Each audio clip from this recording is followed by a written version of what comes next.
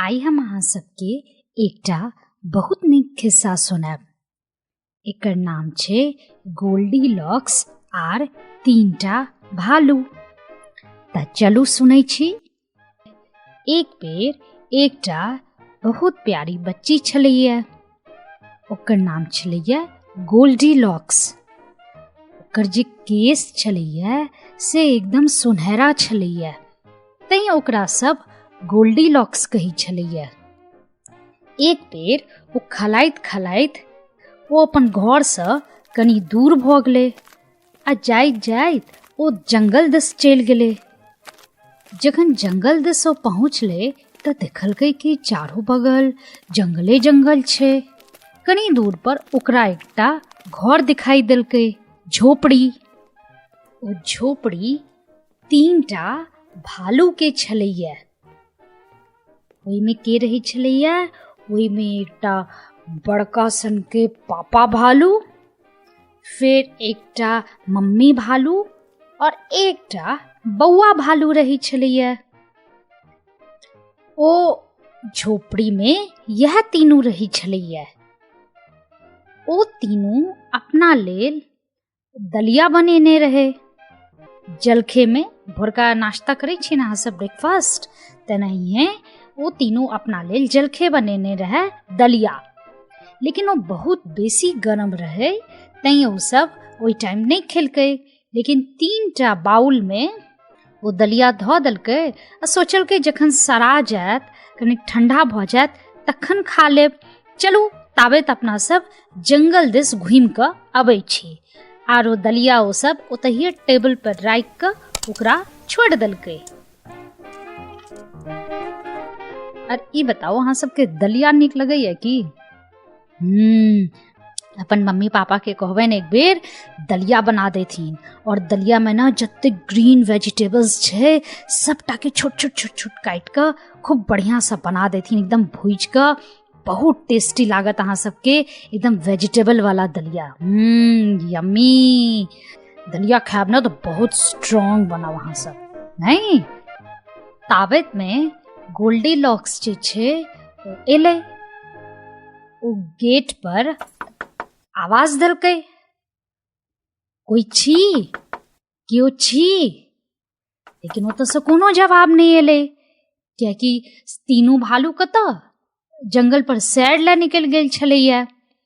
फेरो सोचलकै कि गोल्डीलॉक्स एहिमे से तऽ केओ आवाजे नहीं दऽ रहल अछि। चलू एक बेर भीतर जा कऽ देखै छी। ओ धीरे से गेट खोललक तऽ देखै छियै बहुत रास खिलौना, किताब सब छै। घर खूब सुंदर सजा कऽ राखल छै। गोल्डीलॉक्स बहुत बेसी खुश भऽ गेल, एक्साइटेड भऽ गेल एते रास खिलौना देख कऽ। फिर गोल्डीलॉक्स जखन भीतर घुसलै तो चूंकि बहुत देर से ओ जंगले में घूमि रहल छलैया, इम्हर उम्हर घूमि रहल छलैया, तो थाकि गेल रहे, ओकरा भूखो लागि गेल रहे। तो देखलकै टेबल पर तीनटा कटोरी में की राखल रहे? दलिया। बहुत टेस्टी देखे में दलिया लागि रहल छलैया, एकदम यम्मी। जे बड़का बाउल रहे, बड़का कटोरी, ओहि में से कनि टेस्ट केलक, लेकिन बहुत बेसी गरम छलैया बड़का वाला। फिर ओ दोसर बाउल में से जे दोसर कटोरी रहे ओहि में से ओ टेस्ट केलक, ओहो रहे कि कनि गरम रहे। फिर ओकर बाद जे छोटकी सन के कटोरी रहे से ओहि में से टेस्ट केलक।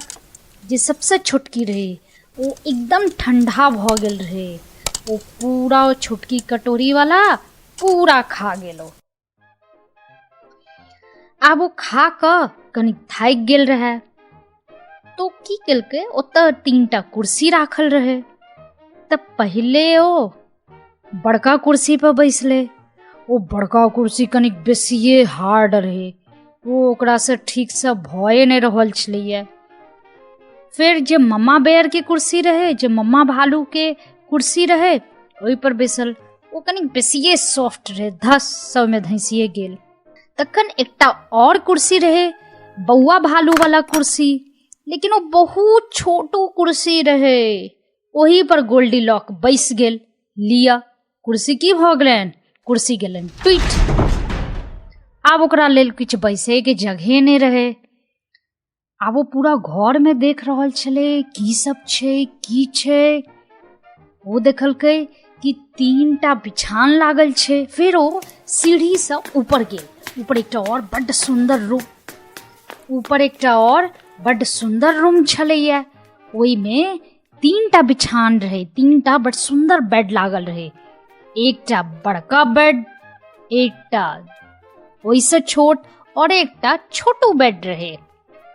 तब बड़का बेड ककर रहे पापा भालू के, दोसर बेड मम्मा भालू के और तेसर बेड बौआ भालू के। तब पापा भालू के बेड जे रहन, जे उनकर बिछान रहन, बहुत हार्ड रहन। आ मम्मा भालू के जे रहन वो कनिक बेसिए सॉफ्ट रहन। अब ओकरा न ओइ पर नींद आबि रहल छलैया गोल्डीलॉक्स के, न मम्मा भालू के ओइ पर नींद आबि रहल छलैया। जे सबसे छोटा वाला बेड रहे, छोटू बेड रहे, ओकरा वो बेड बहुत सुंदर लगले। वो जाकर ओइ बेड पर आराम से सुइत रहल। वो एकदम थाकल रहे, त अपन दलिया खाइए लेने रहे, सुइत गेल। तखने वो तीनों भालू जे रहे, मम्मी भालू, पापा भालू और बौआ भालू, वो तीनों वापस आयल। वो सब देखलकै कि अरे कबाड़ तो खुलल है घर के। फिर वो सब गेल अपन रसोई में, भंसा घर में गेल। देखलकै अरे क्यों दलियो टेस्ट क लेने है। ते बौआ भालू कहल के हमर दलिया तो सबटा खा लेलक, क्यों हमर दलिये नहीं है। ओकर बाद फिर वो देखलकै कि अरे कुर्सियों टेढ़ मेढ़ छै। तो फिर बौआ भालू कहल के हमर तो कुर्सियों टूटल है, अब हम केना बैसब। हमर कुर्सी पर क्यों बैसल बुझाइया रहे, तो पूरा टूट गेले। तहन तीनों भालू सोचलक कि के आयल रहे अपना सब ऐठन, चलू तो चेक करे छी। सब चेक केनाइ, पूरा घर में तकनाइ शुरू केलक। ओकर बाद मम्मी भालू कहलखिन चलू ऊपर तकै छी। जब ऊपर गेल तहन पापा भालू कहलखिन के छी। तखने बौआ भालू कहलकै पापा मम्मी देखू क्यों हमरा बिछान पर सुतल है। सब ध्यान से देखलकै तो के सुतल रहे, गोल्डीलॉक सुतल रहे वही बिछान पर। ओकरा देखते देरी जे बौआ भालू रहे से तते जोर से चिल्लेलकै कि हमर बिछान पर के आबि गेल, कि बस गोल्डीलॉक्स के बेर में नींद टूटि गेलै। वो जखन अपन आँखि खोललकै वो देखलकै बाप रे 3टा भालू ओकरा बगले में ये। वो भागल गोल्डीलॉक्स ओतऽ से बिछान पर से दौड़ल तते जोर से ओतऽ से भागल, सीधा जाकर वो अपन घरे पहुंच गेल। वो पाछू मुड़ कर देखबे नहीं केला। केहन लागल ई खिस्सा? नीक लागल? गोल्डीलॉक्स आ 3टा भालू के खिस्सा। आप गोल्डीलॉक सोचलक हम कखनो कोनो अजनबी के घर में कहियो नहीं घुसब। तई देखलिए ककरो घर में एनाहिए नहीं अचानक से घुस जाए, की पता ककर घर हेतै। जखन घर में क्यों नहीं रहे तो घर में तो और नहीं घुसी नहीं। तई गोल्डीलॉक्स कान पकड़लक कि अब हम ककरो घर में नहीं घुसब। तो केहन लागल ई खिस्सा? नीक लागल त बजाऊ ताली। हम अगला बेर फेर आयब एकटा नव खिस्सा ल क। ताबे तक अहाँ सब अपन ध्यान राखू, खूब पढ़ू।